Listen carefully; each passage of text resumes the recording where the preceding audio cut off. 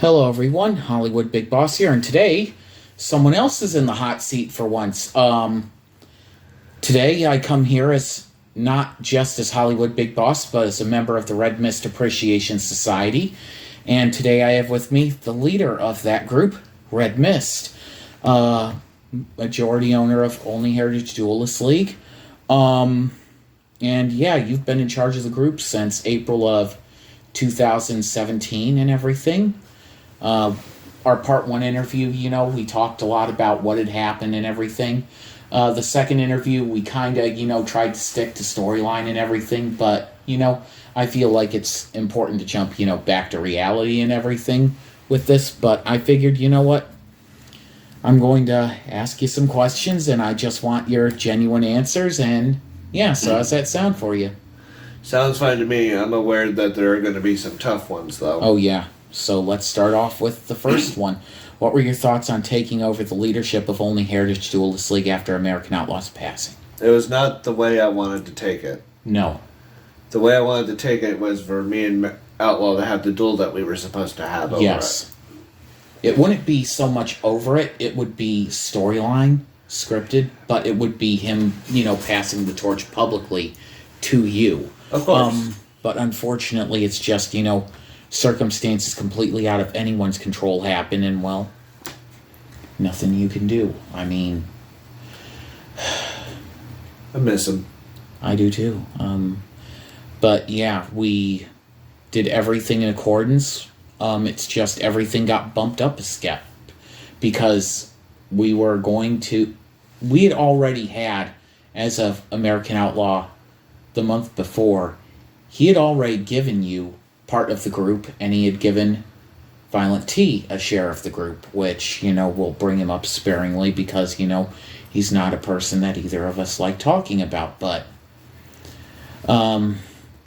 I think that with how we handled it and everything, it showed that we had a leader going forward, that it would be business as usual.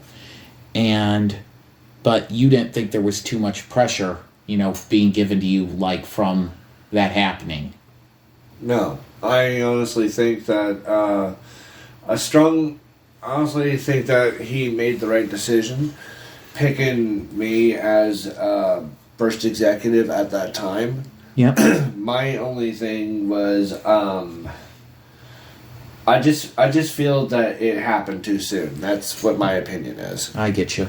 Let's go to the next one. Why did you invite Corvus back into the Olney Heritage Duelist League after American Outlaw's passing, and what incident occurred that caused you to permanently ban him just 3 weeks later? Well, originally he was in the right mindset, and he was taking his meds like he was supposed to. He had been diagnosed bipolar schizophrenic. He had been good for the longest time, and then the accident with American Outlaw Sean happened, and then all of a sudden he wasn't right. And then there was the drama unnecessarily started by him, where we're like, hey, we're not going to start shit with people outside the group. And, well... See, the problem with Corvus is he's hard-headed. Yeah, and he's just too damn hard-headed for his own good. And it's like, we don't want to start shit. It's like... But, yeah, it lasted 3 weeks, and then he was gone again. And this time permanently. I mean, he just, for whatever reason or another, just wasn't listening to anybody, wanted to start more problems, and all we want is peace. I'm so tired of these stupid-ass people always causing problems, and he wasn't helping, so I did what I felt was necessary. What were your thoughts on Savile winning Extreme Elimination 20 on April 15th, 2017, after American Outlaw's passing at the memorial event we held? I felt kind of disappointed, to be honest with you, that I didn't win. A lot of us were also pulling for Kayla Ardrega, seeing as her dad had just passed away, and, It would have been better. It probably would have been better if... Well, I'm going to just say that he won, and, that's all fine and all, but I feel that an Olney Heritage member should have won. Yeah. It would have The fact that it was Savile and Kayla Ardrega as the final two. It makes sense. It it was so good. And I know Kayla Ardraga had a breakdown and started crying after that duel. But it was emotional for all of us that day. I mean, it really was, because we lost someone who we loved, who was like a second father to us. And, yeah. So, yeah, just don't take it personally. I mean, it's fine that Savile won. I just wished that things were a little bit different. Yeah. But make sure you tell people you love them and you care about them, because you never know when they're going to be gone, you know? Have no regrets. Yeah. Next question. Why did you invite Pyrex Kid and Yvonne back in the Olney Heritage Duelist League at that event? And what were the terms you set to their return? Well, I invited them back because I am a man that believes in second chances. It was a foolish decision. Didn't know at the time that they weren't going to abide by my simple request, which was not to interact with certain people. Yeah, that one request. We just had one request. We want nothing to do with Garunix. Nothing. We don't want him in the group. We don't want him near the group. We don't care what else is going on. He is the only person that we do not want, because of what he did to American Outlaw before he passed was so disgusting, so disrespectful, that, you know, it's like it was just bad blood. We're honoring him. We are honoring his word, my promise to him that that guy would never be involved in Olney Heritage or DSF ever again. But those were the terms set for their return, you know. Very fucking simple terms, but... And they couldn't do it. But, next question. What were your thoughts on defeating Burial 117 on July 1st, 2017 to capture the Duelist Sans Frontières World Championship for the second time for a 55-day reign? I was ecstatic, granted. I was really ecstatic about it.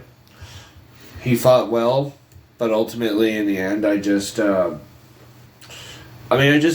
him. And really, that's the only way to really specify and, you know, clarify or whatever, you know? Yeah, I mean, it was a really good duel at that joint event and everything, so, you know, I'm really happy with it. What were your thoughts on Violent T winning Extreme Elimination 21 on August 25th, 2017? That's when we had brought both you and him up to Pontiac for American Outlaw's funeral, and the day before we had the Extreme Elimination event. For context, you know, but what were your thoughts on a member of Olney Heritage winning the Extreme Elimination duel? Maybe. Barring the person, you know, what happened later, what your thoughts were on someone from Olney Heritage at the time winning? I was really happy, pleased, in fact, because that was, I believe, if memory serves me right, the first time anyone from Olney Heritage ever won an Extreme Elimination. And then the thing that really left a bad taste in my mouth is that there was a card effect that had been changed. And we were all unaware of it. And Kayla Ardraga had activated it. And we were like, okay, she gains 4,000 life points. And he's like, no, the card does this. None of us had that newest printing. And I think it was Draining Shield. And she had used it on Blue Eyes Chaos Max Dragon. So the fact that a card had been reprinted and, to our knowledge, we didn't know that it had been errated. To where it targets. Yeah. So a lot of us, well, I know I specifically, I did not like the fact that, you know, it happened. Was it the right thing to do? Yes. But I did not like the fact that it's like, hey, we aren't aware of this change that was made. And yeah. But the following day, a rematch would be held and Kayla Ardraga would defeat him for the Duelist Sans Frontières World Championship. But on to the next question. What were your thoughts on Violent T attempting to start his own territory in Garden Grove, California, known as the Knights of Orange County? I was really, really excited, hoping that he was going to be able to pull it off, and that's the honest truth. And this was the second territory that he had attempted to start. He had attempted to start one in Indiana somewhere, and nothing ever came of it. But this time, it was a bigger metropolitan area. There were several card shops there. And he had actually gotten in one with, they would actually put the person's name every week at the Yu-Gi-Oh! Official tournament for locals. They would put their name on a plaque and everything. So it was like, okay, we got this good shop. A lot of the people, he invited a couple of them into our group chat and everything, because it's like, okay, we can work with these people. I don't care if we have to do things under Konami's format. If he can get something started and then, slowly transition, or maybe even do something joint with them. But we both were excited for him at the time. Next question. What were your thoughts on Violent T winning that local championship and renaming it the Knights of Orange County Championship and its subsequent unification with the NW 2.0 National Championship? I was proud of him. It's great when you're able to get other championships, and, it's just a wonderful feeling whenever someone wins a title. And our original plan with it was they were going to keep that championship in their group and everything. We were giving away our second-tier championship to them to use, so that way they'd have all that history on it.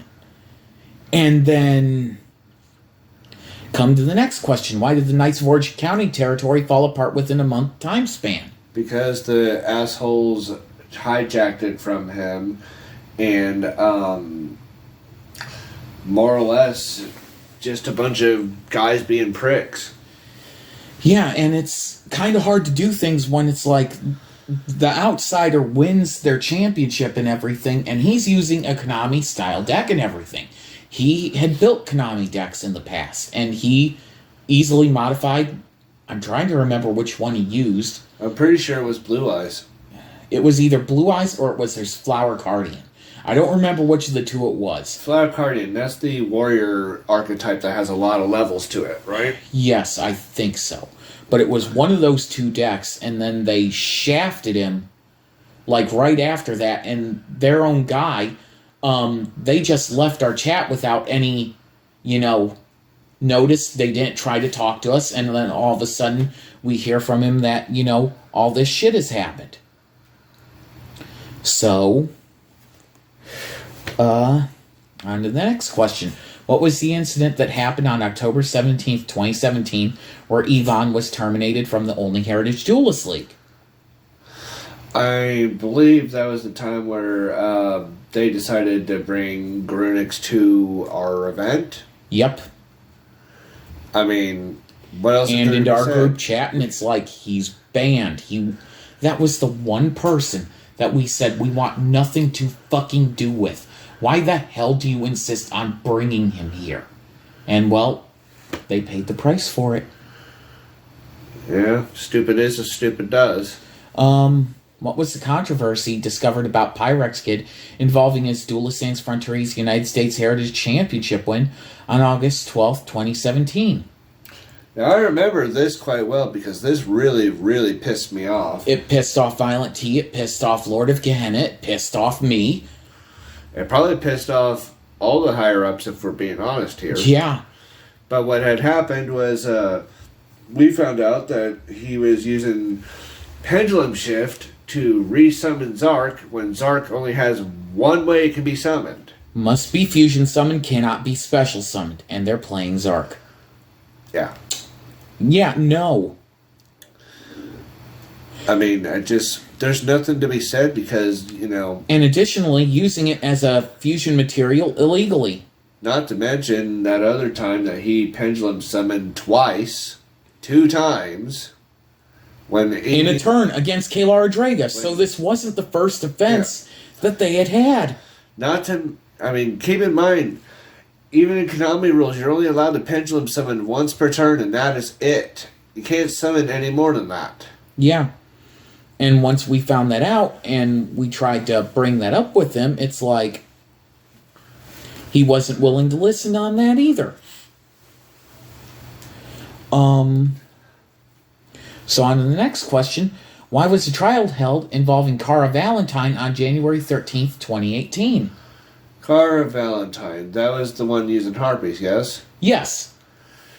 I believe, if memory serves me correctly, because my memory's really good, she had been caught in a different group talking with the very people that we wanted nothing to fucking do with. We had thought that. Then we found out through the course of interviewing her during the trial that that wasn't the case. That it was Grunix's cousin who was working at the place where we were having the event that had tipped him off that we were all there.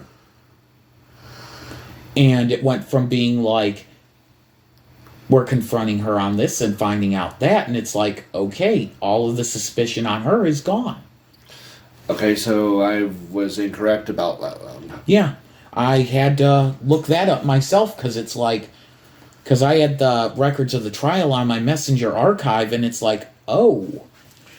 Because at first I thought that she was guilty, but then was like, oh no, she was innocent. We found out that it was Grunix's cousin that had tipped him off and everything, and she saw him talking to him. I swore up and down that she was guilty because of... We all did, but she wasn't. She was completely innocent. So, sometimes, shit happens. So, all you can do is, move on from it. Well, we're humans. We're not perfect. True. Next question. What were your thoughts on the first ever fatal four-way duel for the Duelists Sans Frontières World Championship, which involved duelists from the Pontiac Duelist League, HollywoodBigBoss, and DSF World Champion Savile, Olney Heritage Duelist League, RedMyst, and the Knights of Iowa, Ren Hakusho, on March 24th, 2018? I enjoyed that one. That was a fun match. And it was so nice that we actually got to have a first of something for, championship. It was just so nice.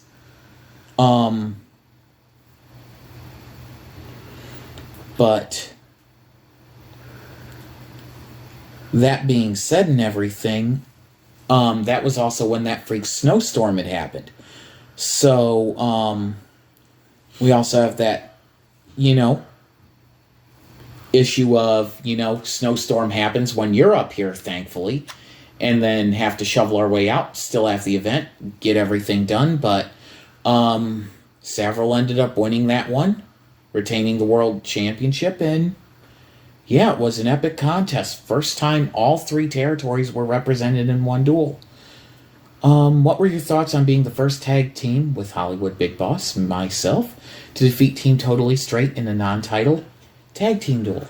That was... Same day. That was one of the happiest moments that I've had in recent years. One of the happiest moments because you and me were the only ones to pull it off. The only ones. The only team to beat them during that time. And it's like, holy shit, we actually beat them. It may have not been a title match, but you know what? That's irrelevant. The bragging rights being the first team to beat them was pretty nice. And only team. Yeah, until, the Extreme Elimination where they did lose the tag titles, but we'll get to that in a little bit. Why did you fire Goomba from the Olney Heritage Duelist League on March 2018? He was cyberbullying. I know for a fact he was cyberbullying. There was 24 freaking messages on Messenger that we saw. Yep, 24 screenshots. And we busted him, unfortunately, and while it is true, I would normally give a person a chance to explain, there is no explanation needed for that. Not when there's that many screenshots and that much evidence showing, that, Had he came forward and apologized, perhaps I would have been a little bit more lenient, but when he's like, oh, that's gay, when we're being like, hey, you can't do this, and he's like, cyberbullying, that's so fucking gay. And it's like, no, that's how you cause people to do stupid shit. And not to mention when you're trying to get someone who's disabled to harm themselves. It's like, what the hell? Yeah, I mean, that right there, that's what made me decide to just, I'm not even giving him a chance to apologize or escape this. You don't sit there and pick on someone that has mental problems. That just makes you a dick. Exactly.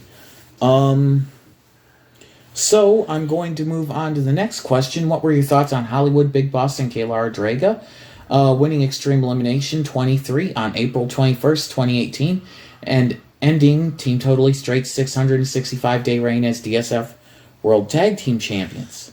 That was a good moment. I was literally ecstatic about it. I mean, up until that point, the only team that was able to beat them was you and me. Yeah, but the fact that you and your wife was able to pull off what many thought was impossible, it was great.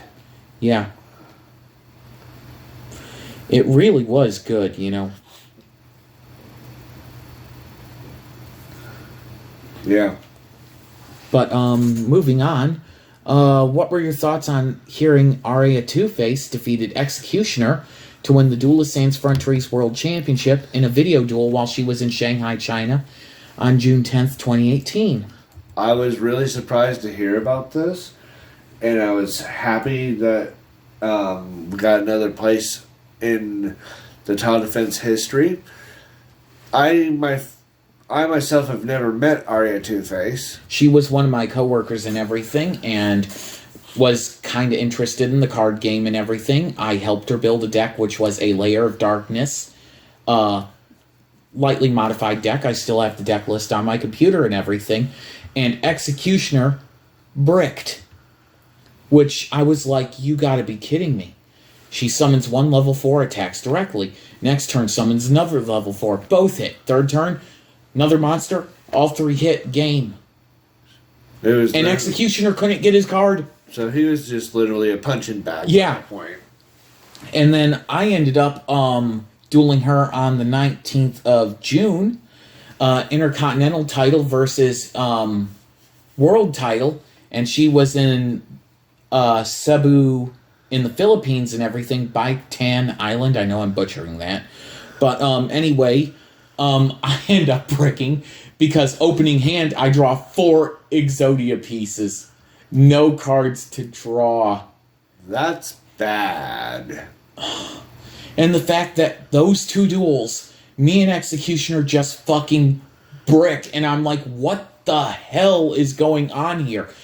And the final Exodia piece was the second card from the bottom of my deck. So it's like, her victories were, you know, well earned, but at the same time, completely unexpected. I mean, you didn't even get a chance to fight back. Can you really call that a fight? Yeah. But, yeah, moving on. What were your thoughts on Executioner defeating Lord of Gehenna in a career versus career duel on October 7th, 2018, and the fallout of the result?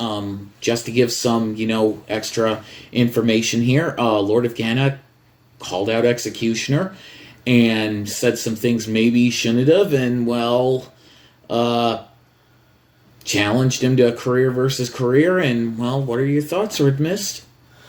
Well, it is what it is. I mean, when you sit there and run your damn mouth, thinking that you're going to do something good, and your overconfidence is what gets you sometimes. And I was sitting there laughing the entire time because of the false sense that I gave him with Executioner's deck that he was going to be using. And Executioner had put Lullaby of Obedience in that deck to hijack one of his Crimson Nova Cubic Lords, the 3k attack monsters, and that completely kills his strategy.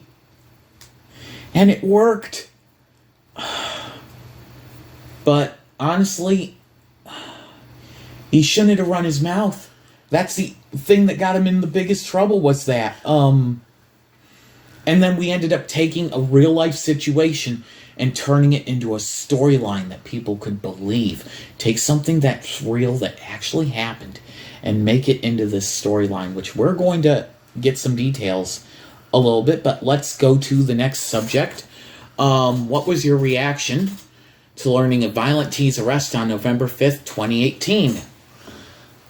Honestly, it caught me. I was completely blindsided by it. I talked to him like 2 nights ago before that happened, and Same. I had no idea what the fuck happened. And because I called him the following night, heard nothing. Called him the following night, heard nothing, and then all of a sudden, following morning, I get a message from someone who's not a part of the group saying that he's been arrested, and it's like, where the heck did you hear this from?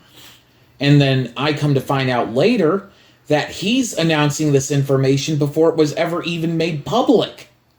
Yeah. So, very fishy to me. I didn't doubt after I'd seen it that the charges were legit or anything like that. But we both, as a result of this, indefinitely suspended him pending investigation and results of the legal charges results. If they dropped the charges or whatever and he walked free, then, well, nothing would negatively impact him. And if he was found guilty or whatever, then it would, negatively impact him. But before anything could happen, because he was suspended, his ownership of Olney Heritage, he called me up all of a sudden out of the blue and resigned his position and forfeited his ownership to Kalara Draga. And I'm like, this is really weird, because your brother's saying to me, you're going to completely get off scot-free. What the fuck's going on? And then, yeah. So I can't say a whole lot, but RedMyst, what was your thoughts on how we handled the situation? I feel that we handled the situation professionally. Not jumping the gun. Not jumping the gun, but I'm not going to lie. I was a little bit pissed off on how we found out about it to begin with. Very. I mean, it was just, yeah. I don't know how else to say it. Honestly, I feel that someone leaked the information. It wouldn't surprise me. It really wouldn't surprise me that someone did. But on to the next subject. What was the purpose of the retirement storyline between yourself and Executioner, which culminated in a duel on March 31st, 2019? Why give a reason why you really wanted to do this retirement storyline? I was sick and tired of a certain group that I'm not going to name repeatedly badgering me about joining them and turning my back on everything that I believed in, and I got fed up with the bullshit. So I did what I felt was necessary. I, as you know, used a D2D deck that I knew I had no chance of winning to begin with. Yeah. And it's like, how did they expect that to go? I mean, you got that deck from Pyrex Kid, right? Yeah, I think so. And you look at the deck list between that deck and Executioner, who's using an upgraded classic style Chaos deck. It's like, on paper, you have a deck that's going by advanced format with you, and his deck, which is going by traditional format. Is it leave any doubt in anyone's mind that because he's able to play banned cards by advanced format, that you are in such a disadvantaged position that you can't win? I mean, let's be realistic here. I went in knowing that I was at a huge disadvantage, but I did it anyway. Yeah. I mean, but hey, was it worth it? It got rid of the misery, so yes.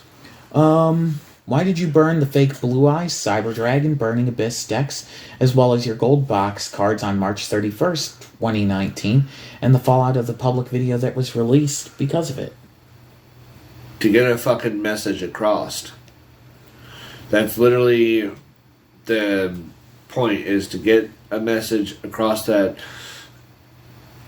I was essentially done. I mean, we both know the truth. Everybody knows the truth by now, but, Yeah, I mean, honestly, to me, it's just like, you were in a situation where people wouldn't leave you the fuck alone, and you wanted peace and quiet, and that gave you that peace and quiet. It gave me the peace that I needed for a few months. And originally, you were talking about actually burning your decks, until I'm like, no, please do not do that. I have a bunch of extra cards which are damaged that I'd gotten elsewhere. And I had spares of some of the cards which would be very visible from your main decks. We put your old cards in new card sleeves. We put my shitty, fucked up cards in your old card sleeves, old deck boxes, and destroy those instead. And you actually agreed to it. So that made it even more. And that gold box of cards that you burned were more of those damaged cards and worthless link cards that, hold no value to any of us in DSF. But what were your thoughts on just, my idea to not legit burn them, but it was a good idea. Like I said, I wasn't in the right mindset whenever all this shit was going down because I just kept getting harassed left and right. Why did you mail the Dragon Ruler deck to Hollywood Big Boss on March 29th, 2019, days before filming the first video? Because by sending Hollywood Big Boss, the deck, it would ensure that I get my point across. I had to convince people that I was serious about what had happened. Yep, and that fake Dragon Ruler deck and your old sleeves and everything, that worked because the mailing date and everything would be a little bit weird, but I wouldn't be showing that on camera. But when I would open it up, I would show that it's your card sleeves, it's your deck box, it's your Dragon Ruler deck. You gave the only deck you didn't destroy to me.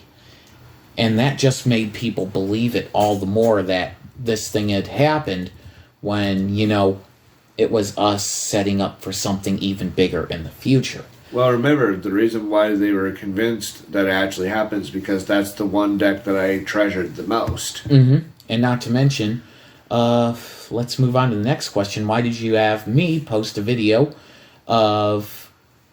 with your old DDD, Dynomist, and Dragon Ruler decks, and then later post a video with your Nordic Red Eyes, Destiny Hero, and Phantom Knights decks? To further the deception. Yep. And you just gave me those other 4 decks before I had even left and everything when you went back to your house. Because you're like, no, I don't want these at my house. I want people to believe I don't have them. So, with me posting those videos, it sold the reality even more. That, this is real. The DDD deck, as you know, I gave to Executioner. And then he ended up trading that DDD deck to Skullcati to get Skullcati's, crap, I'm trying to think what deck. It was the it was the dark deck that he had played and placed in regionals and everything in Las Vegas. Because he wanted Lord of Kenna's cubic deck because he had given that to Executioner. Which is really weird that it's like someone who placed like top 10 of regionals in Vegas wants to have a deck that's never been proven at that level of competition. But, who are we to judge? But what were your thoughts on that little trade of that particular thing? Perhaps Skullcati had a reason behind it. We never really pried for any answers, but I know Skullcati very well. He had to have had a good reason. Yeah. What were your thoughts on winning Extreme Elimination 25, defeating Savril with your brand new Blue Eyes Chaos Max deck on May 25th, 2019 to capture your 3rd Duelist Sans Frontières World Championship? Happiest moment of my fucking life. And Savril surrendered, I believe, during that duel. I pinned him in a corner and I made his ass surrender.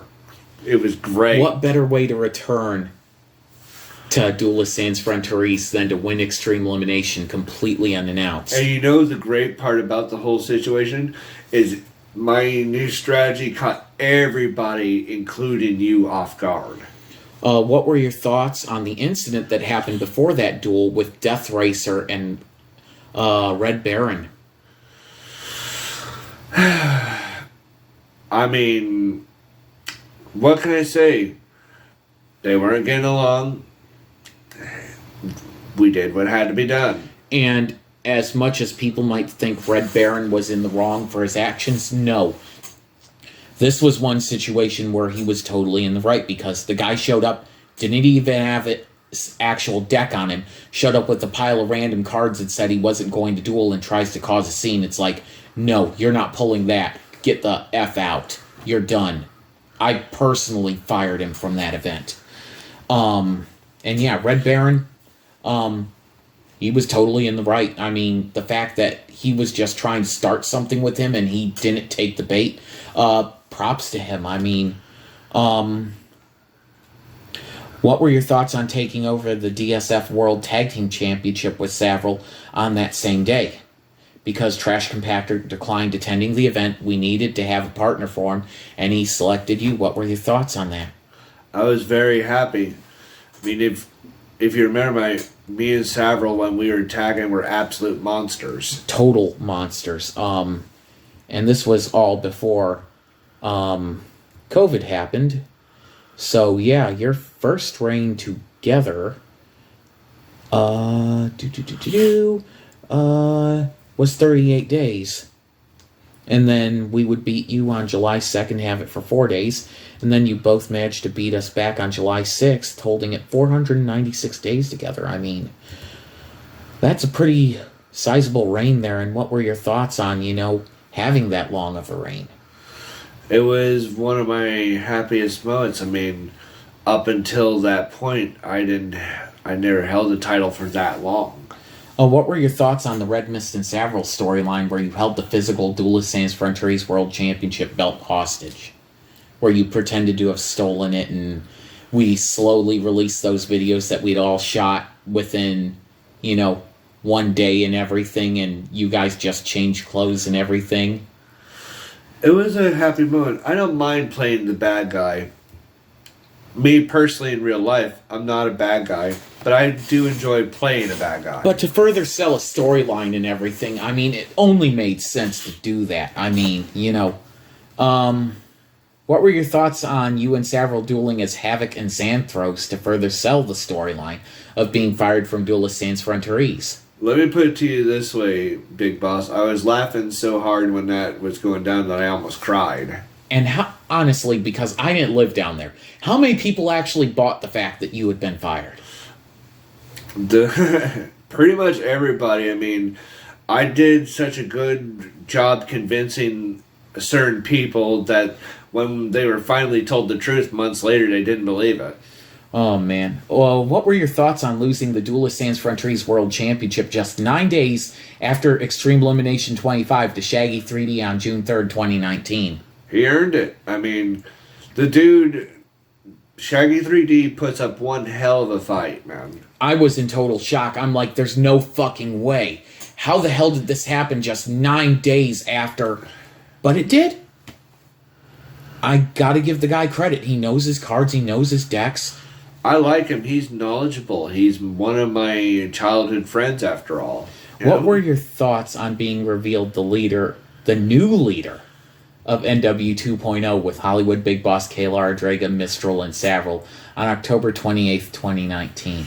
It was great. I was sitting there laughing. Everyone, let me put it in context for you guys. It's a beautiful day. It's a beautiful day. The sun's shining. The sun's shining. I feel good. Yeah. No one's going to stop me now. Exactly. The context was that, if you remember right, when we did that video, their heads fucking exploded. I remember your phone just blowing up that day. It was just nuts because it's like we put out the first video of you and Mistral and me and going to that burn barrel and me pulling out that brand new deck box with your Cyber Dragon and Blue Eyes deck still in it. Doing the reveal videos that you hadn't burned your decks. Doing the reveal that the Dragon Ruler deck was fake and everything. Showing that you had possession of the DSF United States Heritage Championship, the physical belt. I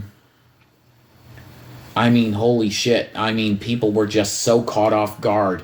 Some people were even very angry about this, but it's like they wouldn't leave you the fuck alone, and it's like, when you give me no choice, I do bullshit. I do shenanigans. We do shenanigans. That's how it works here. Yes. What were your thoughts on winning the 8 Duelist tournament, winning the brand new NW 2.0 Intercontinental Championship belt made by Leather by Dan, a.k.a. Dan McMahon, on that same day, October 28th, 2019? I mean, it was a good day. I was really happy. And I'm sure people could look at my Facebook. They could see me holding the title. I mean, what else needs to be said? Actually, yeah. I mean, that was pretty surprising. Actually, it was October 26, 2019. I don't know how I got that date wrong, but I was like, wait a second, that doesn't sound right. And you held the belt for 66 days before losing it to, surprise, surprise, Shaggy 3D. But yeah, I mean, just everything that happened that day. And not to mention the Battle Pack 2-3 tournament. What were your thoughts on doing a sealed Yu-Gi-Oh! Draft? That was the first time I've ever participated in one myself. I've seen other people do it on YouTube. I'm not gonna lie, unless it has a theme, I'm not as good at building decks unless it has a theme to it. That's just how it is. Yeah, but overall, though, you know, being able to do being able to do something completely new, unexpected, all that stuff. You know, it did help us because, you know, we're able to make the best of something. A bad situation, turn it into something that's, you know, genuinely good. And the fact that, let me pull it up here, how the tournament went too. Because we had the oh yeah, we did it over 3 days. October 25th, Kayla Draga defeated Mistral via time limit in Olney, Illinois. Fairfield, Illinois, you defeated Shaggy 3D, who was the Knights of Pontiac Hardcore champion, to win both the DSF United States Heritage and Knights of Pontiac Hardcore championships. October 26th, I defeated Jedi Ninja. Executioner defeated Mantis. Burial 117 was originally supposed to be in it, but was absent due to illness. I defeated Executioner. You defended both your titles, defeating Kayla Draga, and then me versus you, and you won the NW 2.0 Intercontinental Championship from me. And then the Knights of Pontiac Hardcore title was in a sealed round bracket. Executioner defeated me. Kayla Draga defeated Mantis. Jedi Ninja defeated you. And then Savril defeated Alchemist. Round 2, Savril, world champion, defeated Knights of Pontiac Hardcore champion Jedi Ninja. And Executioner defeated Kayla Draga. Final round, Executioner ends up defeating Savril. Knights of Pontiac Hardcore title gets vacated because Executioner doesn't want to hold on to that one. Alchemist defeats Mantis 3-0 to win. Trash Compactor defeats Alchemist. And then World Champion Savril defeats Kayla Draga to retain the World Championship. Then October 27th, Sealed Play Battle Pack 2. Fatal 4-Way for third place. Alchemist defeated HollywoodBigBoss, Jedi Ninja, and RedMyst. And we were here past midnight that night. Alchemist defeated... Oh, yeah. I was eliminated by you. You were eliminated by Alchemist, and then Alchemist defeated Jedi Ninja for third place. And then in Paxton, I defeated Kayla Draga to win the vacant DSF United States Heritage Championship. So, a lot happened within that very short time span. But it was a really good event that we had over those 3 days. What role did Red Baron play in all that in Olney, Illinois? While you were up here, what role specifically did we both decide would be best for him? I mean, his job was really simple, to recruit. No, not just that. The other thing. He was told that the event was going to be in Olney at a certain time. He was there to make sure that people showed up.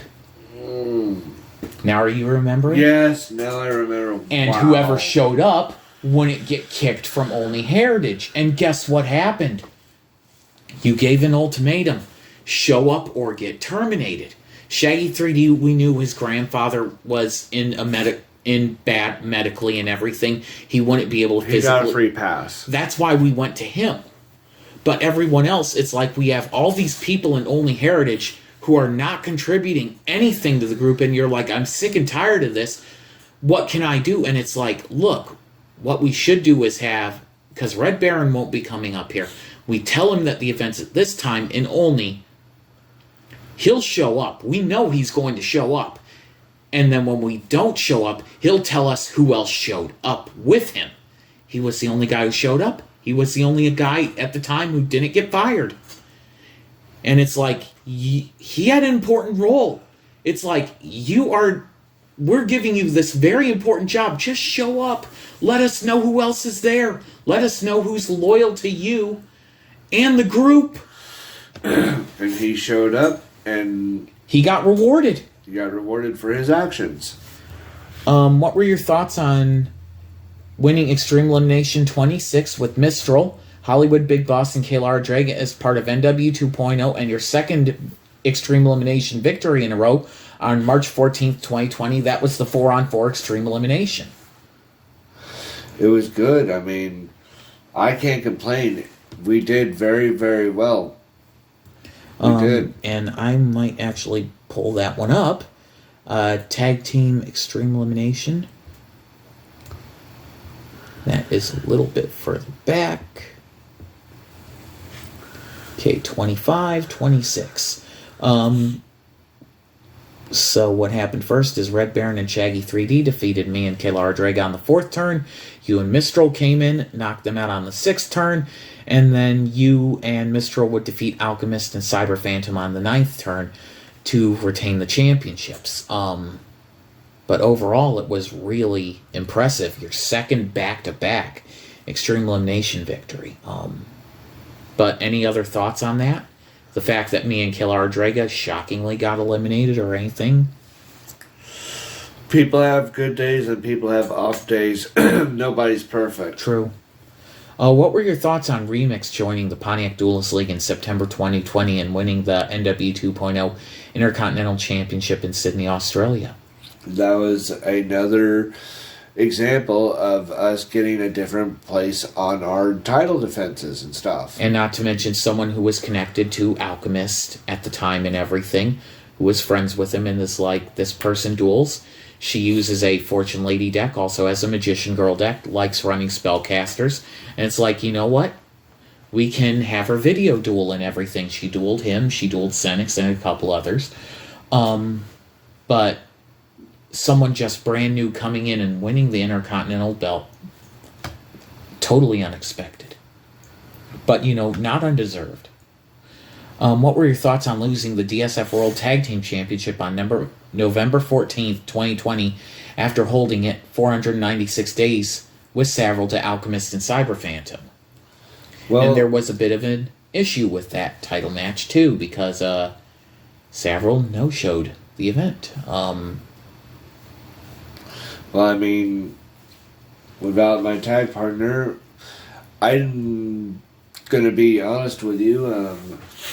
I was pissed that going in alone, and I was pissed that I had to go in alone, but at the same time, it's, you know, shit happens. That's what the bottom line. Shit happens. What were your thoughts on winning the DSF World Tag Team Championship later that day with Mistral and holding it for 315 days with her?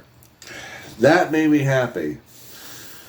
I was happy for her because it was a chance at a successful reign for her, because there for a while it seemed like she wasn't quite, you know, going to make it, and then we have an exceptional reign from her. Mm-hmm. So I was proud for you and her both at the time. So, what were your thoughts on defeating Executioner to win your first Duelist Sans Frontières World Championship on April 30th, 2021? I recall that was a long fight. A long fight, but it was worth it in the end. What were your thoughts on Alchemist winning Extreme Elimination 27 on June 5th, 2021 in Olney? I was proud of him. Yeah, I mean, to go through everyone that he did in that duel and just dominate the second that he got in that duel. Holy shit. And that was one of the longest Extreme Eliminations we ever had. It lasted from like 2 o'clock to almost 4:30 or 5 that day. Why did you publicly fire Savril from NW 2.0 on that day? I mean, I believe that was another time he wasn't showing up and whatnot, right? And it seemed like he was wanting to back away from dueling and add other interests, was not liking the state of Konami changing the card game and everything. And he just kind of checked out, and, you know, what other way to advance the storyline? Asked him for permission. Hey, can we do this? and then do a video, publicly fire him. Yeah. And yeah, it made an impact again. Because how many people expected you to fire your long-term tag team partner like that? Simple answer, nobody. What were your thoughts on Executioner revealing a Smoking Skull design Duelist Sans Frontières World Championship on June 19th, 2021, done by leatherbydan.com, Dan McMahon? It was a very beautiful title. I mean, it's not very often that I get to see all these different designs, and someone picking a belt more towards their flavor as opposed to what we have for the standard belt. What were your thoughts on facing DSF World Champion Alchemist, NW 2.0 Intercontinental Champion Kayla Draga, and Executioner in a fatal four-way for the Duelist Sans Frontières World Championship on September 25th, 2021, also defending your Knights of Pontiac Hardcore Championship in this duel? My biggest mistake that I made in that entire thing was not taking Alchemist out when I should have. Yeah, and after that he was able to make a comeback thanks to Invocation and Alistair the Invoker. I mean... Yeah. Whew. And that was down to the fucking wire, and he decked you out, I think. Didn't he? It ended up being between me and him in the end, and it was a long fight. It always seems that way with me and him. It's always long fights. Yes. What were your thoughts on the incident that happened with Mistral on September 25th, 2021? I mean, what is there to really say? I mean, when you put yourself into that position and then you expect people to... It's not a good situation, more or My less. big issue was, we're a duelist league. We're not here to promote, I don't care what your preferences are when it comes to, but we come to find out that she's been using our Discord chat for stuff that's not Yu-Gi-Oh! Related. And then she tries to make our group promoted as something that it's like none of us agree with. We even have some people who are part of the, LGBT community, which if they choose to name themselves, they'll name themselves. I'm not going to do that. But when they're the ones even saying, no, we don't want this is not a good idea, and for her to say, am I your friend? And it's like, I'm driving 3.5 hours down, 3.5 hours back, spending $120 in gasoline just to see you. Doesn't that amount to anything? Apparently not to Mistral. But it sucks that it had to happen that way. It sucks that after that incident happened, she deleted our Discord chat and everything and broke our trust, when it's like, why do you have to go on offense like this and take it as a personal attack on you when we're not? We don't agree with doing something for just one group of people. I will take just about anyone into the Pontiac Duelist League. Pretty much as Kurt Cobain said, come as you are, It's like, it doesn't matter. We're not about that. It's about dueling. Everything else is, kind of back burner. It's like, if you want to talk about that on your own time, fine. But we don't need to bring that here. We don't need to bring any toxicity of any kind to our group. What was your reaction on losing the DSF World Tag Team Championship to Alchemist and Senix that same day? And I would be your substitute tag team partner until we found out, that Mistral was completely done and the incident happened with her. I'm not going to lie. I mean, it was great having you as a partner. I just wasn't happy with the situation. And I felt so bad that the fact that Alchemist was able to jack my legendary Dragon of White, hijack it, and kill me with my own card to win the match, that sucked, because it's like, I let you down. Well, I mean, I get it, but at the same time, it was kind of a slap in the face, too. Yeah. But it was our first time teaming together. We didn't quite jive quite yet. But next question, what were your thoughts on breaking Hollywood Big Boss's record of 222,000 life points with 2,239,000 life points on October 1st, 2021? I was... Let me put this into perspective, guys. I go out of my way to break shit. Alright, when it comes to the game, I go out of my way to break the game. And the fact that I saw the life points that he had, which was 200 and something thousand, I'm like, I sat there and looked at it very thirstily. I'm like, okay, well, maybe lustily is the better word to put it. I'm like, you know what? Let's show these kids, these boys and girls of all ages, how this shit's done. You know what I mean? All right, sounds good. I remember your jaw dropped.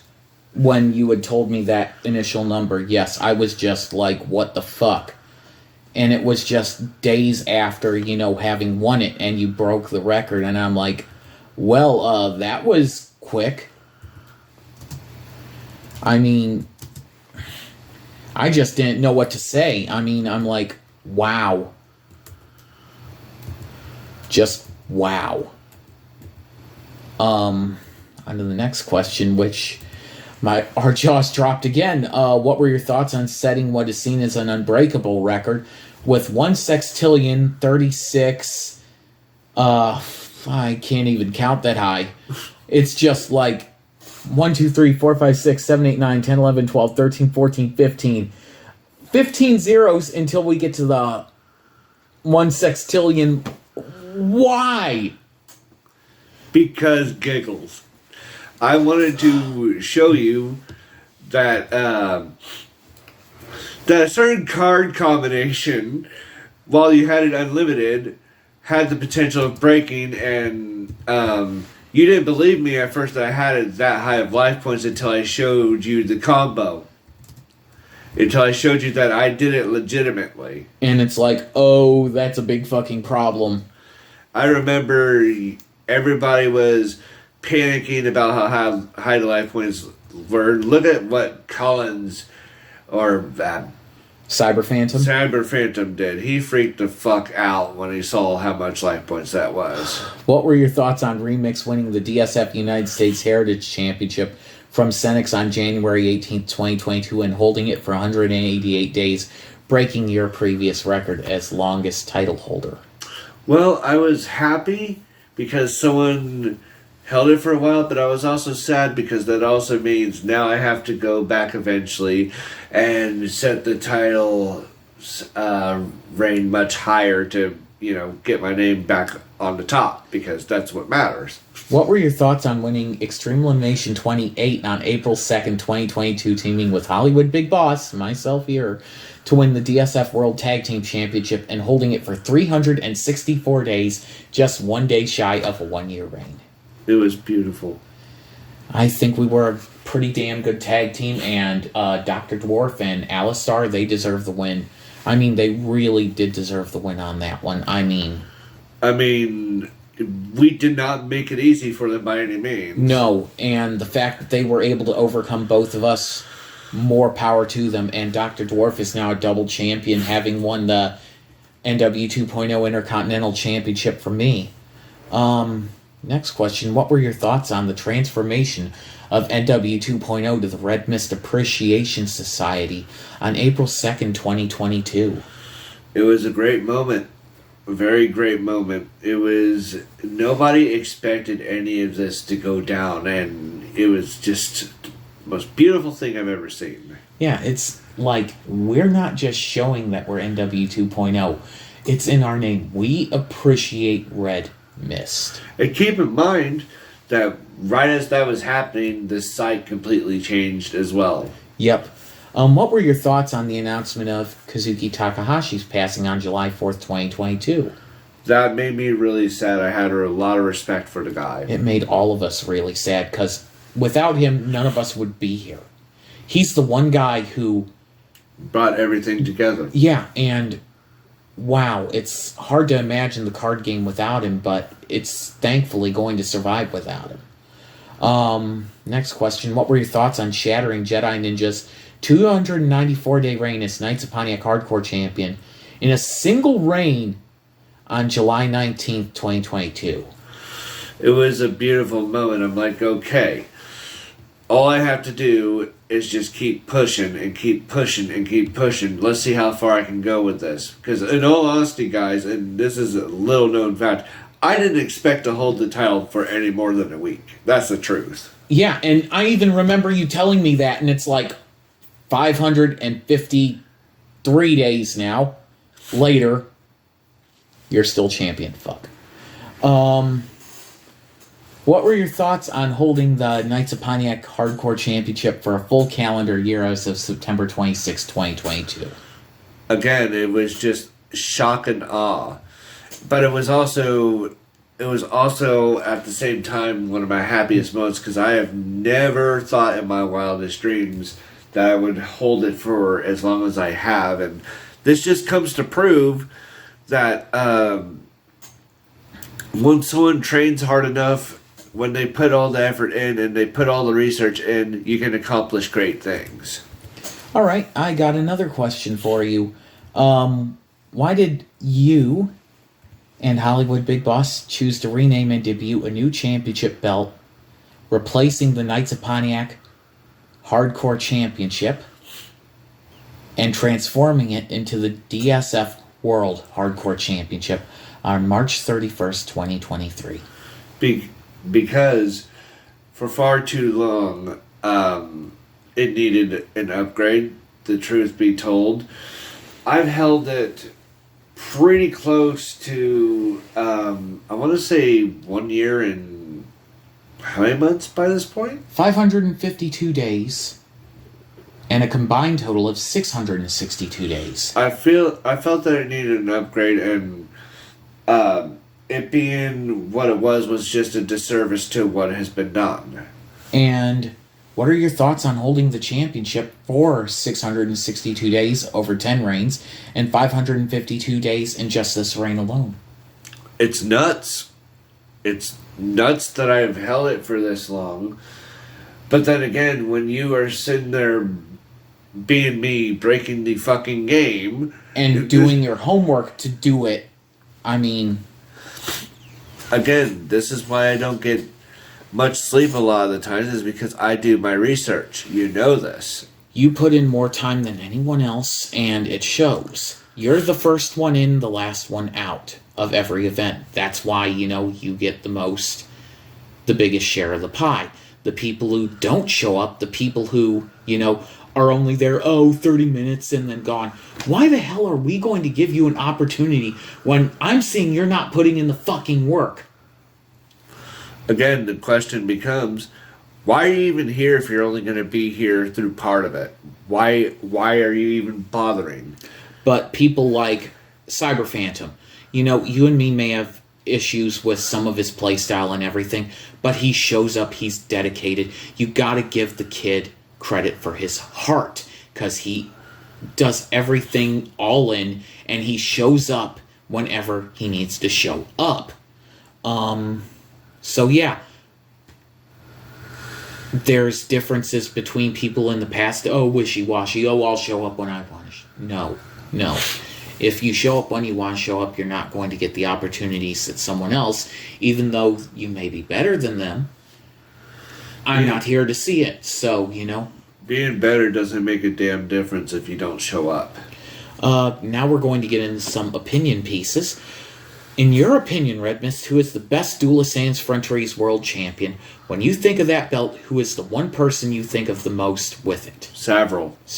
Hands down, he is the best world champion. Who are the best DSF World Tag Team Champions? Best tag team, when you think of the tag belts, who are they? Probably you and Executioner, if I was to guess. Wow. I did not expect that. I expected Team Totally Straight or something else, but... Well, think of it like this. Yeah, Team Totally Straight may have the longest reign, but you and Executioner have teamed up the most throughout history. That to me holds more ground. Who is the best NW 2.0 Intercontinental Champion? That I don't know. I mean, Who do you think had that belt the most? When you think of a video, who do you normally see with that one the most? probably you. Or Kayla Dragon. Or Either Kayla answer Dragon. is, who's the best DSF United States Heritage Champion? Well, I would probably say Shaggy. Shaggy 3D? Yeah. That's a fair answer. Yeah, he's managed to take it off with you a few times. And then, who is the best Duelist Sans Frontières World Hardcore Champion, formerly Knights of Pontiac Hardcore Champion? I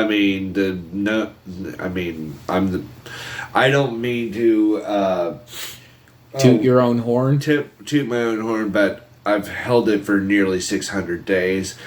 Toot. Literally kicking everyone's ass and, taking names. All right, let's go. If you remember right, just the other day, I got 6 matches in and I won every one of them. Yeah, you did. You absolutely bent us over, so I'm willing to admit you are way better at this than all of us. Hell, if I could, I would play all day. Now, let's actually do something we've never done with you. Duelist Sans Frontières report card. Oh, I'm going to say a name, and you will grade them on their dueling and their personality. I'm going to warn you in advance before you do this. I am very, very harsh about my decisions. All right, let's see what you say about this first one, American Outlaw. Personality, A+. Dueling, A. At the very end, he was an A. Camo. Shitty personality. So I'm not going to even grade his personality and dueling skills as, I would probably give a D. Red Baron. He, towards the end, was a solid A. Towards the end. Towards the end was a solid A. Dueling or personality, though? Personality was a B, but dueling was a solid A at the end. Violent T. Or do you even want to grade him? I don't even want to grade him. In fact, I'm not going to lie to you. I kind of want to get me a little bit of whiskey at the moment if I have to sit here and talk about him. Okay, I'm thinking you're probably going to say the same thing about the next one. Corvus. I have nothing to say about him. Okay, that's fair. Shaggy 3D. Solid A+. Both in dueling and personality. The guy is good. He is the closest, and I will state it for the record, he is the closest person to be at my skill level other than one other person. Alistar. Yeah, A+.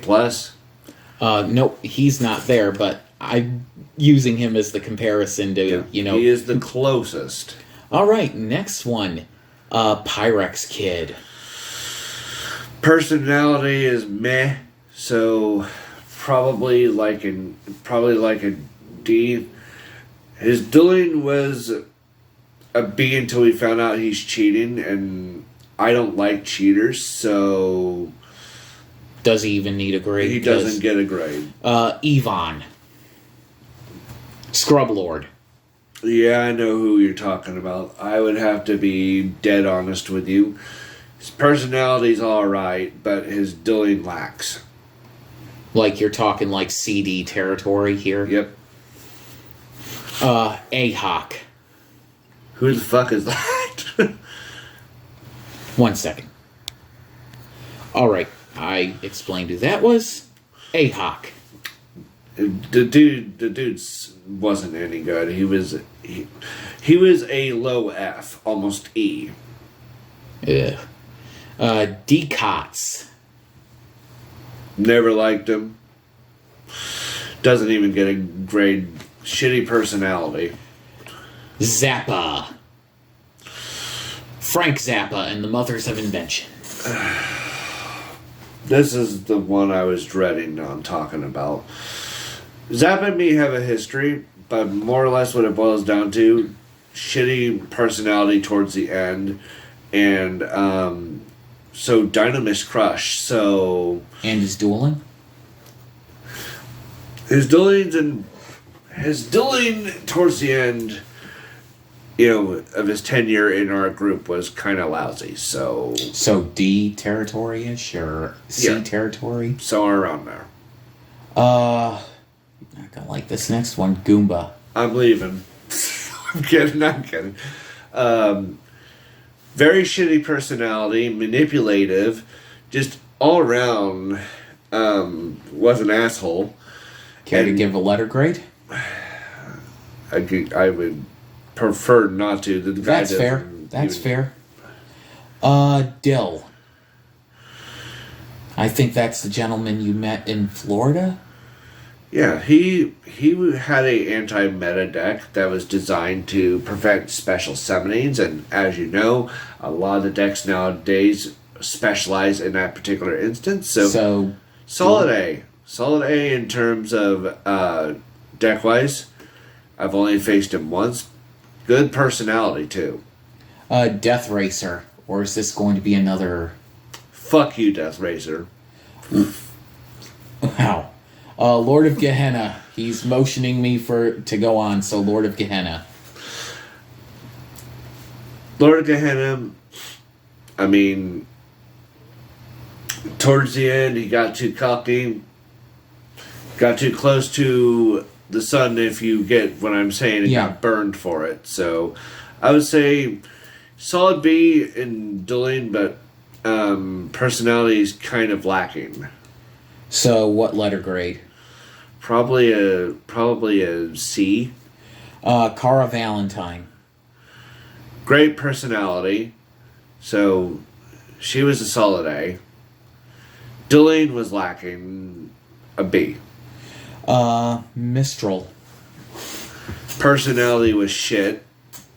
Towards the end, at least. Towards the end, at least. So gets an F because shitty personality. Dueling was okay, so C+. And Skolkati. Oh man, I'm not here. This dude, I am not even kidding, used a deck that did over an insane amount of damage. 16,000 damage in one go. I mean, great personality. He is on the cusp of being an S. Being one of the best that I've fought.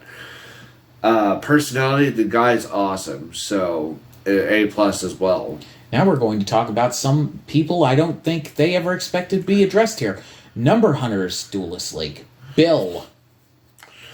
Well, up until the end, he was a solid... and please note, neither of these two people have played in DSF or any of the leagues, but I felt like with your dueling experience, you could give them a, fair grade and everything. Towards the end, before he ultimately quit, he was an A. Personality, though, he really needs to work on that personality. So, probably a C. Garunix. Up until he got kicked, he was a A, but his personality, the manipulation, the lying, going behind people's backs, just all around not making the best choices. So I would give him a C as far as personality goes, and as far as dueling goes, it went downhill after that. Gotcha. Pontiac Duelist League members, I'm in the hot seat now. HollywoodBigBoss. Very close to being an S. Wow. Very close. I'm in shock at that. And I'll explain to you the reason why. The sheer amount of strategies that you come up with, the sheer number of decks, which is insane. Let me put it to you this way. I have a lot of decks myself. This guy has more than I do. And over 50. Yeah. And my catalog of past decks, it's like... all around great personality. I would give you an S for personality. Wow. Dueling A+, almost S. Kalara Draga. Great personality. When she has her head in the game, she does really well. So letter grades. Personality, S. And dueling. A. Executioner Dairoku Tenmao. Well, as his name implies, The sixth heavenly demon king. Mm-hmm. The guy is a fucking monster when he is on the kill mode, man. This guy's a fucking monster. So letter grades? He is S in personality, A plus dueling wise. He is really, really fucking close to an S. I want to say that, you know. Several towards the end, S personality, and by far one of the hardest opponents I have ever fought. Yeah, there for several years you didn't even defeat I couldn't even defeat this son of a bitch for who knows how long, so I would have to say he'd be the first person to get 2 S's. Mantis.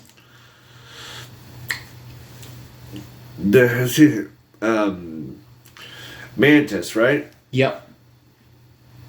Leader of the Knights of The Pontiac. dude pulls a fucking, rabbits out of his ass or whatever. Did more damage to you than anyone else He's in the DSF first history. person to inflict such a wound on me that I thought I was going to lose in that match. You thought your hardcore title reign was over. I'm like, no. So the shenanigans alone would be an S. The shenanigans alone. And personality? Personality, I would say at least an A. Jedi Ninja. Oh my gosh, another one of these monsters, man. He's got this... Back when Jedi Ninja was in the group, he had this really ludicrously bullshit strategy that would just kill you. Yeah. His negate everything strategy, and yeah. It's like, hey, how much do you like your deck? Oh, you like it? Too bad. You're down to 3 cards now. Yep. I would say his personality is an S. His dueling is very close to an S as well, so an A plus. Burial 117. No, I don't. No, his personality is an S, but the truth of the matter is I haven't had too many duels with him, so... He used the Lightsworn deck and was Jedi Ninja's tag partner, but you don't think you have a grade on his dueling because of lack of exposure to dueling him, Maybe you'll have a similar situation with this one, Trash Compactor. Again, I cannot gauge his dueling because not enough time. Not enough being able to play against him. Gotcha. His personality was a solid A, though. Cyber Phantom. He's got heart. Yep. He's got heart, a good personality. Letter grade on the personality. Letter grade A. Unfortunately, due to his lack of skill and playing 3-card Yu-Gi-Oh! Duel Links. It's not Duel Links, it's 3-card Yu-Gi-Oh! Let's just be honest here. Mm-hmm. He really, really needs to focus more on actual Yu-Gi-Oh! I'm sorry to criticize this guy, but it's the truth. Uh-huh. So, I would say his dueling, until he has more practice, is a D. I'm sorry, but he's just lacking experience. Alchemist. Oh my gosh, man. This train wreck. This train wreck of a dude. Yeah. Kind of an asshole. Yeah. Won't lie to you, there's a few times where I wanted to take a bat to his head. But, dueling? in spite of the fact he's an asshole, he was a fairly good duelist. Letter grade? Dueling wise, I would give him a B minus. And personality? Care to talk about that? I mean, he's an asshole, so... Alright. Yeah. How about Alice Starr? Oh my gosh, this guy's beautiful. All right, let me put it to you this way: if I could have a tag team partner other than Big Boss, he would be my pick. He would be the choice. The dude's an S all the way through. I can't give him any higher grade other than personality and dueling. Okay. Yeah, I can't. Senix. Okay, Cynics. Cyber dragons. That kind of stuff. Guy's got a great personality. He really does. He is an A+ personality with a really decent deck. All he needs to do is just have more time with it, and he'll be a solid A+. So I'd give him an A for now. Azareth the Woodsman. That would be Senix's younger brother. I don't think I've officially met him, have I? We beat him in the last extreme elimination in Olney. And how long ago was that? About a year. I don't remember. I don't remember, unfortunately. I mean, let's try someone a little bit more current. Dr. Dwarf. This dude, I'm not even kidding. This dude, I didn't think that someone was going to put up such a fight that just came in the group, but my goodness, man, this dude. Now you get what I'm saying, that this kid, he's got something. I don't know what, but he's got something. Let me put it to you this way. Out of the new ones, and I'm sorry to once again badger on Cyber Phantom. All right, I'm just going to be straight up. I feel bad for having to do this, but this guy is newer than... Let me give you an idea of this. This guy's newer than Cyber Phantom. Cyber Phantom's been in our group for a while. And the fact that this dude would have killed me under normal circumstances... Yeah. Had it not been for hardcore... Yeah. He's good. And I believe this guy has strong potential. So, personality and dueling. Personality, he's a great guy. I mean... His dueling is solid. He is a solid A. He's a solid A. Still more to improve, but, he's on the right track. And then Knights of Iowa, the only person you've ever dueled from there, Ren Hakusho. Decent personality. I believe I've dueled this person twice. Yeah. A few more times than that because the best of 7 for the hardcore as well. Oh, yeah, that's right. So, personality and... Personality is great, a solid A. And as for dueling, a little bit of more work. And they will be in the lower A tier, if you know what I mean. Yeah. Now we're going to go on to the tag team report card. So we're not going to so much focus on personality, but just dueling and how that works. So I'm going to list off some teams, and you tell me what you think. Jedi Ninja and Burial 117. Monsters. Letter grades? It's an unholy reunion. Union, if you know what I mean. 665 days as tag champs, so... So, A? Next team, I'm wondering if you're even going to grade them, Mantis and Corvus. Am I able to just grade one person and not two? Nope, you have to grade the whole team, or you can just skip it if you I'm choose. sorry, I'm not grading this one. Lord of Gehenna and Mistral. I mean, they did decent, I guess, but... Well, you know the story with them. Yeah. I would say a B minus. How about Mistral and Cara Valentine?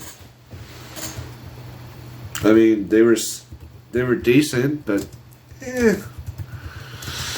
C. Mantis and Savril. Well, you got Savril that's really good with his strategies, and then you got that lunatic. You got that lunatic Mantis, if you know what I mean. They just didn't gel They that well. don't gel well. I'm sorry, but Care to give a letter grade on that one? It's a D, and it's not because... It's not because either of them are bad, it's just their decks do not play nice. They're like fire and water mixed together, it just doesn't do. Next one, oh boy, Shaggy 3D and Violent T, JW 2.0.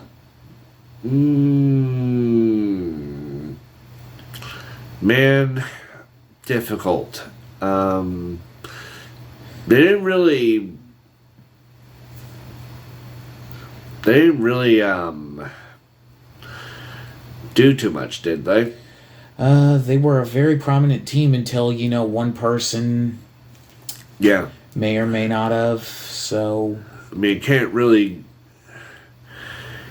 say for sure because I didn't play against them often. Yeah. So, no grade on that one. Myself and Kaylara Draga. It's an A. A solid A. Myself and Executioner. Again, yeah. It's an A plus. I mean, nothing more, nothing less. Red Baron and Shaggy 3D. Another union that just doesn't work. Letter grade on that one. Let me put it to you this way. No. No. Okay. Just no. Please, no. Alchemist and Cyber Phantom.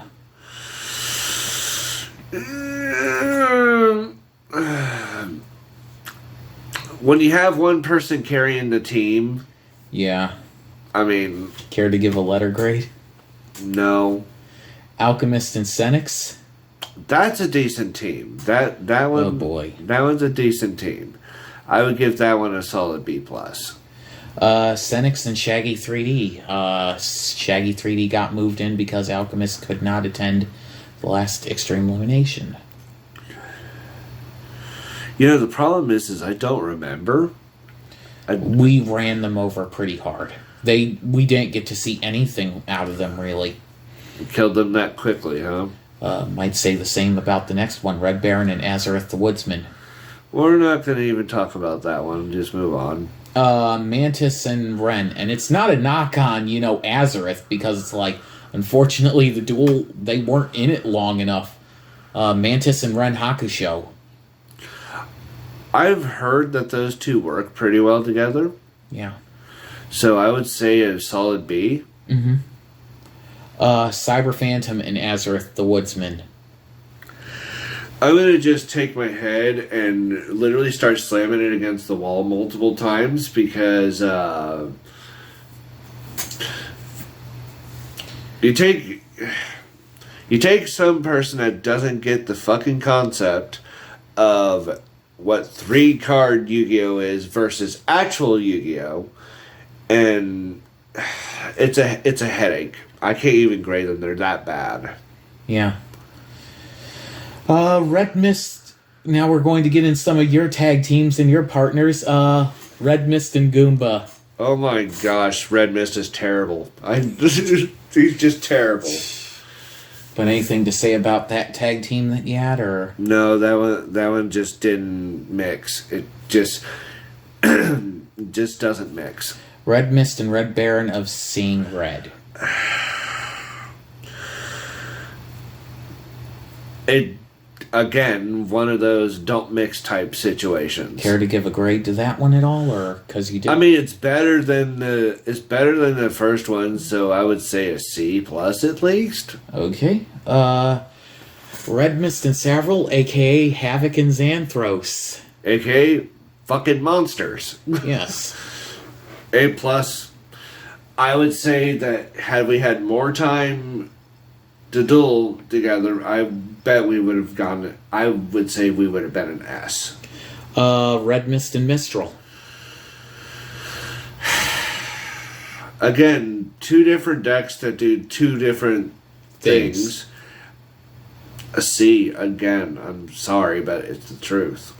RedMyst and HollywoodBigBoss. Well, when you take two people that happen to get along really well, the decks actually coalesce perfectly. Yeah. You get yourself a really good team. Very close to S. And the last one, person you only teamed with a couple of times, just out of curiosity, but RedMyst and Alchemist. Alchemist, right? Yes. Are you sure it's not Alistar? You did team with Alchemist first. Are you really sure? You're not wanting to grade that one, so RedMyst and Alistar. Then, There I we guess. go. That's better. Okay. That I would say he was probably one of, if not the best tag partner I have had. I had very few duels with him tagged with me, but every time it's fun. It's fun. I mean, honestly, Big Boss, I've changed my mind with ours. I would say that both ours and that one are both S's, if you know what I mean. And let's go for one new team that just happened yesterday. Alistar and Dr. Dwarf. Very good. They're an A+. Dr. Dwarf just, he pulled some shenanigans, man. He pulled big giant rock on us. Yeah, Nibiru hurts. They won the tag belts, so props to them, but that actually covers everything. So, RedMyst, anything you want to finish up with as far as, to anyone? Well, I'm not going to scrutinize too much, but if I had anyone that I wanted to, get my point across, and again, I am sorry for getting on this guy's case, 3-card Yu-Gi-Oh! Doesn't do a fucking thing in the main game. It just doesn't. If you're going to play Yu-Gi-Oh!, quit with the dual terminal bullshit. In other words, go to Master Duel, learn chain links, and, improve. That's all you got to do. Yeah. Anyway, but there's nothing else you want to say to the RedMyst Appreciation Society or anything like that? I will say something about them. So, my message to RedMyst Appreciation Society: you guys are doing a wonderful job. Keep up the good work, and let's cause some mayhem. Sounds good. But anyway, I think this concludes our little thing tonight. So, this is Hollywood Big Boss with RedMyst, the leader of the RedMyst Appreciation Society himself, signing off.